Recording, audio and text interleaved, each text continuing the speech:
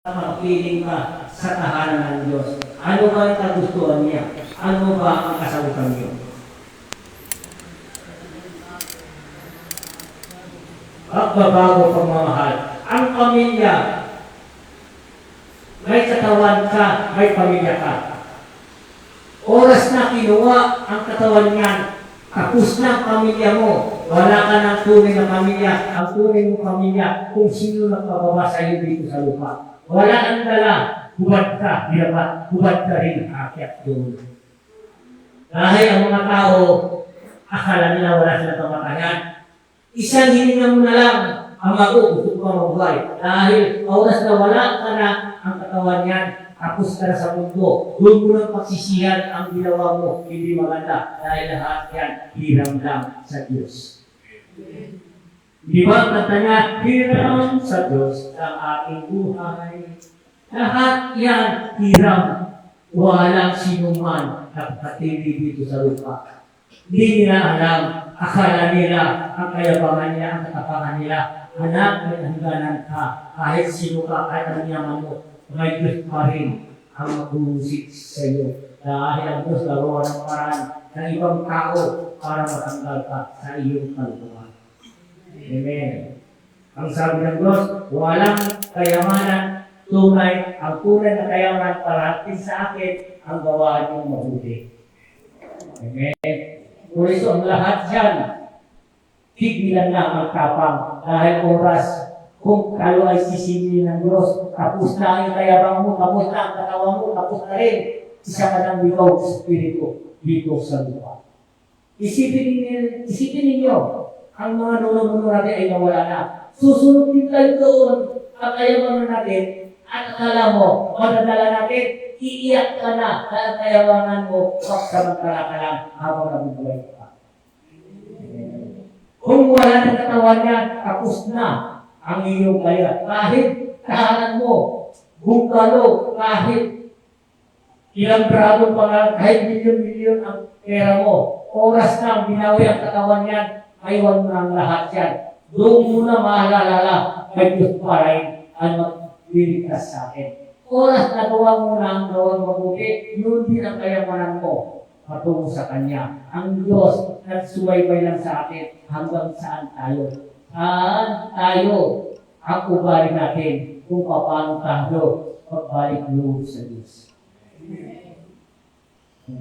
Sabihin ko sa inyo, sino ba namatay ang dala niyang kayamanan patungo sa langit? Sino ba? Ang mga mayayamang ba? Matadala niya ba yung kayabangan sa langit? Ano? Ang kayabangan, yung may katawan ka lang, oras pinawi na yan, na-aksidente, ginambahil ka, namatay ka, doon mo na masisisi dahil kagawaan yan. Kung so lahat tayo, kung pwede wag na tayo sinungaling, pagbigay na tayo yung karapat-dapat ng pagsusunod ng Diyos. Mag-ipon tayo ng kayamanan, ng kabutihan, patungo kayamanan, patungo sa Diyos. Lahat ng mga sakit natin dito, bigay natin sa Kanya. Alisin ang yabang dahil wala kang tulong makukuha dyan. Hanggang doon ka lang, bilang oras at minawi ng katawan mo, kapus ka na rin. Kapus na kayabangan mo, kapus na ang mundo mo, iba na ang mundo mo. Ang pamilya mo, hindi ka na makikita. Ang espiritu mo, nakikita mo, sila, ang pamilya mo, hindi ka na rin. Dura ka na rin sa bandang huli. Ilang taong dura ka na rin sa kanilang kaisipan. Also, ang katawan natin, pabago-bago. Ang espiritu ng isa lang, kung ano ka noon, ganun ka ngayon. Ang katawan, may hangganan. Akala mo, ang katawan mo, may pagbabago. Hanggang pagtanda mo, hanggang mo sa binata, hanggang pagtanda mo, nagpupulsing ka na dahil luma na ang iyong katawan. Hindi kayo magkakakilala pagdating doon. Sabihin ko sa inyo, dahil ang katawan mo, iba na. Halimbawa, buhay ka, ang namatay. Tapos, sa tagal mo ng panahon dito, ang katawan ng kulubot, pagpatay mo, finish ka, dahil isang espiritu ka na, wala ka ng katawan. Dahil ang lahat yan, maiiwan nyo dito sa lupa. Ang madadala nyo, ang tunay na kayamanan, ang pagmamahal nyo sa kapwa nyo. Sa pagmamahal nyo sa pamilya nyo, pagmamahal nyo sa Diyos. Amen.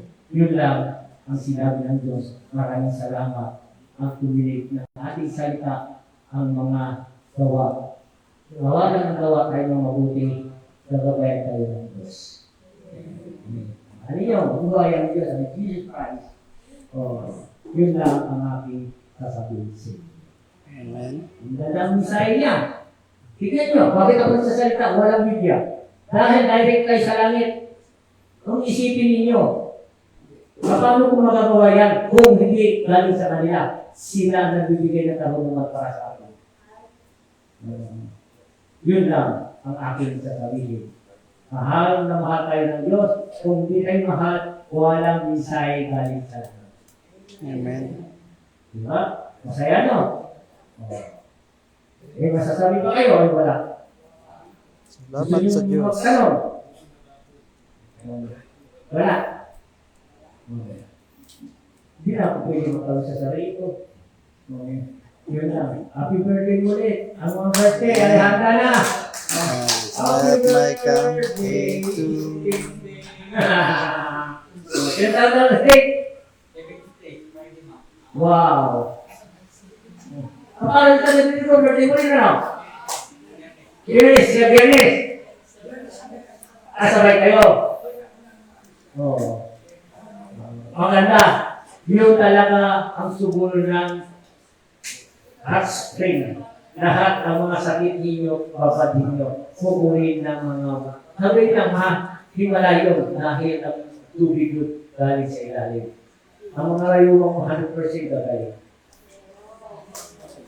Ang sabi ng Diyos, dahil yan, ang ibig sabihin yun, ang sabi ng Diyos, ako ang sabi niya, Ama, ano sabi niyo, maligo ka, mabugas ka. Saan? Sabihin mo sa kanila at malalaman. Kami muna si Mami, dahil kami habang pag-uwi. Mami, pagkatapos sa kasal ko, bilang tayo ng araw kung saan tayo pumunta, kailangan mabugas ako.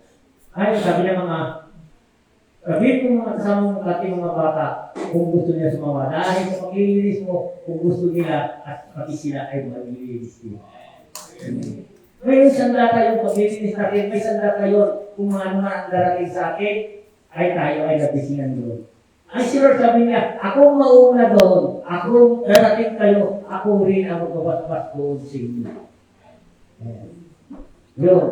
Yun lang, ang ngayon, hanapin natin kung ano natin sasakyan. May tao. Ha? Tao, papasok. Kung anong sasakyan, kung ang isa lang na nanililig ko, ang nakakalam dyan, kung sinong tumasang kamay, siya ang nakakalam. Kung wala, walang alam. Ngayon sana, no? Ilan? Dahil, tignan mo, palinayin ka mo. Kanina matigas sila yung wala mo na, Magtiwala ka. Yan ang hilig na, alam ko kapag natin. Stay. Ano kayo po? Thank you for watching po sa lahat ng Si nariyan. si Actress. Nalala po tayo. Ayan, thank you for watching po muli sa inyong lahat. Ano ba na? Sa Basta tayo. Ayan, sa aming live. Thank you for watching. Yes, sabi ko, babalik yan. At basta, ang hinihilig ko lang sa iyo,